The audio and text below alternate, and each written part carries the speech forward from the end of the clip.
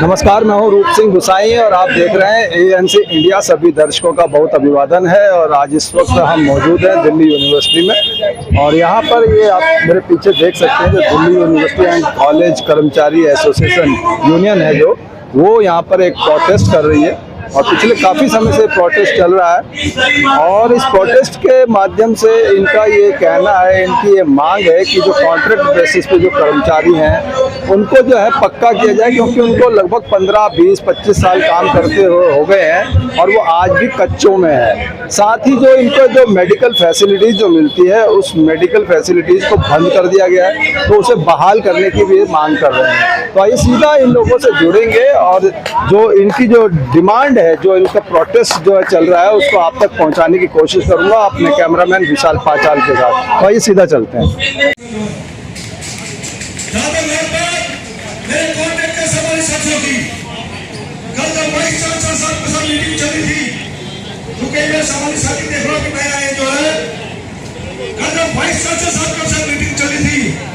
तो हमने ये नहीं बोला 15 साल 20 साल 25 साल को पता है, डेली स्पीच सुनते हैं।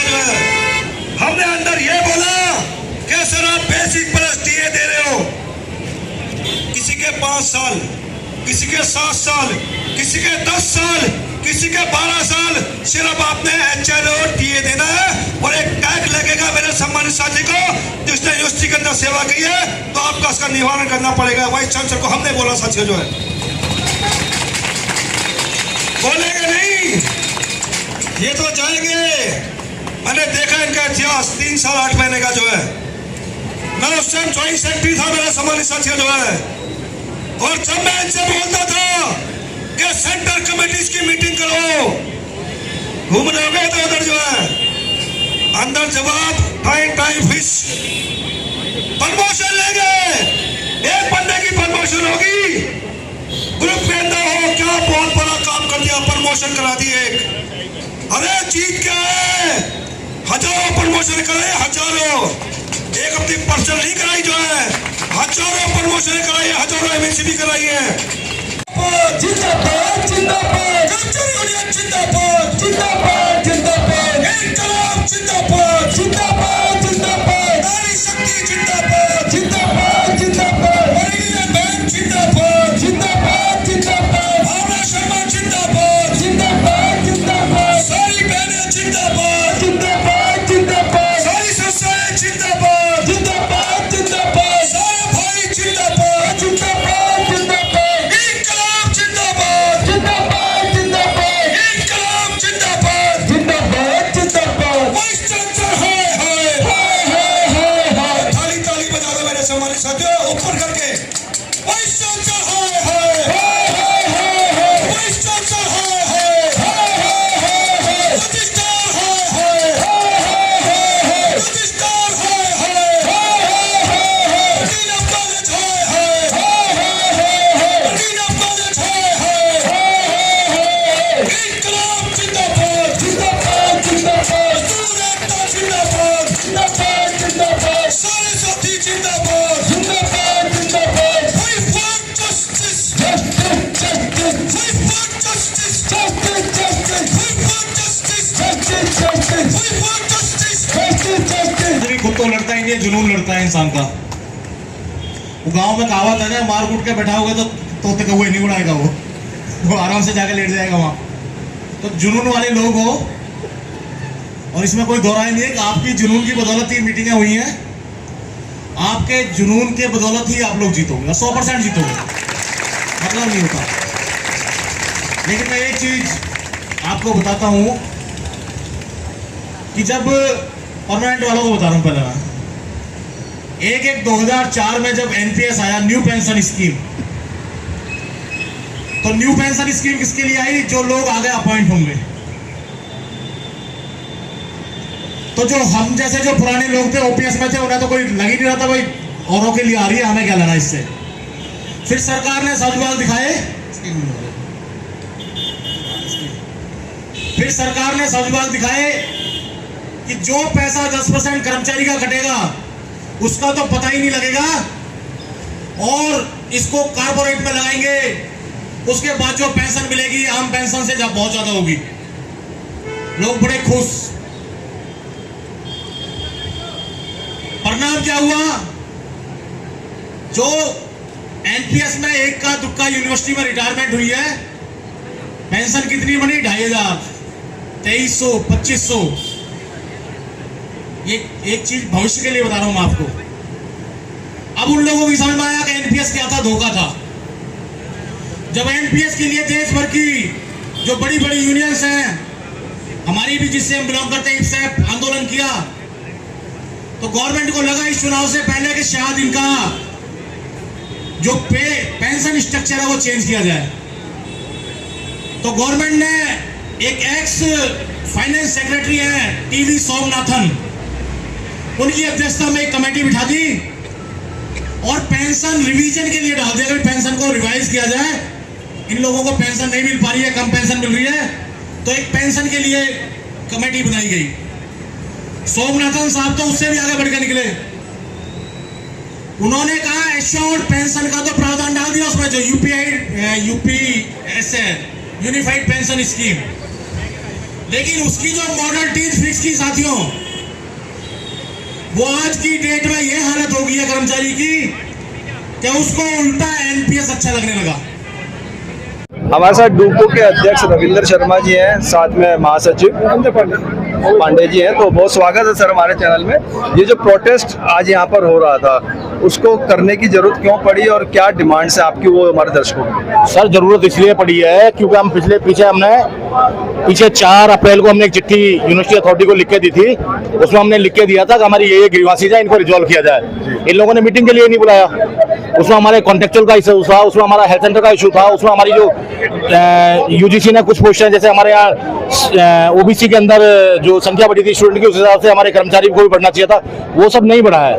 कुछ पे स्केल है जो गवर्नमेंट में ज्यादा है, हमारे यहाँ कम है, तो वो चीजों की डिमांड हम कर रहे थे। हमारी जेन्युइन डिमांड है, जनरल डिमांड है, और ये अथॉरिटी नहीं सुन रही थी। जब नहीं सुनेगी तो हमारे पास डेमोक्रेटिक में यही तरीका था, उसके लिए हम लोग स्ट्राइक कर रहे हैं। तो जो कॉन्ट्रैक्ट बेस पे लगे हुए 15, 20, 25 साल उन्हें हो गए हैं, तो क्या प्रोसेस होता है, कितने समय में उनको पक्का होना? नहीं, कॉन्ट्रैक्ट के लिए तो एक बहुत अच्छा नियम इस समय रखा है। देश के सर्वोच्च न्यायालय की 2 जजों की बेंच ने 23 जनवरी 2024 को एक डिसीजन दिया है। उस डिसीजन में उन्होंने साफ लिखा है, पीछे इससे पहले उमा देवी बनाम कर्नाटका गवर्नमेंट एक केस था, उसी की प्ली लेके सारे देश में चलती थी, उसको उन्होंने पलट दिया है। उसमें उन्होंने कहा है जिस कर्मचारी को एक संस्थान में रेगुलर बेसिस के ऊपर 10 साल काम करते हुए हो गए, उनको सिस्टम में रेगुलर किया जाए as a one time measure. तो ऑब्जर्व होना चाहिए उनको। फॉलो नहीं हो रही, वो फॉलो नहीं हो रहा, देश में फॉलो नहीं हो रहा। यूनियंस नहीं बोल रही है, लेकिन ये मजबूत यूनियन है, डुकू है, हम लोग बोल रहे हैं। पीछे भी हम लोग बोले थे, हमारे यहाँ अभी भी कॉन्ट्रेक्चुअल स्टाफ को बेसिक प्लस डीए मिलता है, उनको हेल्थ सेंटर की मेंबरशिप मिलती है, उनका आईपीएफ करता है, लेकिन अब हम उनकी लड़ाई लड़ रहे हैं कि उन सबको सिस्टम में रेगुलर किया जाए जस्टिस के निर्णय के अनुसार। तो जो मेडिकल की फैसिलिटीज है वो बताया जा रहा है कि वो भी बंद हो गई है। सर, मेरा नाम रविंद्र कुमार पांडे, मैं जनरल सेक्रेटरी डुकू हूँ। हेल्थ सेंटर की मेंबरशिप हमारे पिछले 32 सालों से हमारी जारी थी जो है। अभी यहाँ पे हमारे रजिस्ट्रार सब आए, विकास गुप्ता जी जो है, इनके आते ही पता नहीं इनको क्या हुआ, एकदम भगवान जानता है, जो आनंद फाजिल कॉलेज की हेल्थ सेंटर की मेंबरशिप खत्म करती जो है। क्या कारण है कि क्यों बंद कर दी? ये मैं आपको 2-3 कारण बताता हूँ। देखो, यहाँ पे वाइस चांसलर साहब है, इन्होंने अभी 5 मंजिला इमारत हेल्थ सेंटर की बनाई, जिसमें हमारे प्रधान जी का सिग्नेचर है, डूको प्रधान का सिग्नेचर है, डूसू प्रधान का सिग्नेचर है। लेकिन कॉलेज की हेल्थ सेंटर की मेंबरशिप, जब कॉलेज के अंदर वार्ड कोटा दे रहे हैं 8 सीटों का जो है, तो हेल्थ सेंटर जो हमारा चल रहा है वर्षों, हमारे पैसे कट के आते हैं, 650 रुपये मेरे कटते हैं जो है, और वो पैसे कॉलेज कौन से मठ में रखेगा जो है। तो कल वाइस चांसलर साहब से बात हुई, हमारी बढ़िया मीटिंग हुई है, वाइस चांसलर साहब ने देखा है। तो आपके मीडिया के चैनल से माध्यम से हमारा ये अनुरोध है कि हमारे हेल्थ सेंटर की सुविधा कॉन्ट्रैक्ट में हमारे बहाल की जाए, कॉन्ट्रैक्ट के हमारे साथियों को सिस्टम के अंदर, जो हमारे अभी प्रधान जी ने बताई, उसके हिसाब से सिस्टम के अंदर ऑब्जर्व किया जाए, और बची हुई हमारी जो 34 डिमांडें हैं जो भारत सरकार के लेवल की है, यूजीसी के लेवल की है, उनको उस पर्टिकुलर जगह पे भिजवाया जाए। तो जो मेडिकल फैसिलिटीज तो बंद हो गई, तो आपके जो पैसे कटते थे, क्या वो उसके बाद भी कट रहे हैं? पैसे तो कट रहे हैं। अच्छा। पैसे कट के कॉलेज अपने अकाउंट के अंदर रख रहा है, जबकि कई कॉलेज अभी भी हेल्थ सेंटर में पैसे भेज रहे हैं। लेकिन यूएस में बैठे फाइनेंस ऑफिसर जो है, वो एकदम सफेद झूठ बोल रहे हैं। इनके पास 4.25 करोड़ रुपए कट के आते हैं जो है, 4.25 करोड़, और दवाइयाँ जो है लेके आते हैं 3.5 करोड़ की दवाई ले रहे हैं। तो लॉस कहाँ पे है? बिल्कुल। ये कह रहे कैग की ऑब्जेक्शन है। कल मीटिंग हुई तो कोई कैग की ऑब्जेक्शन नजर नहीं है हमको जो है। सब ये है कि कॉलेज के कर्मचारियों को किसी तरह से सुतेला बनाना जो है,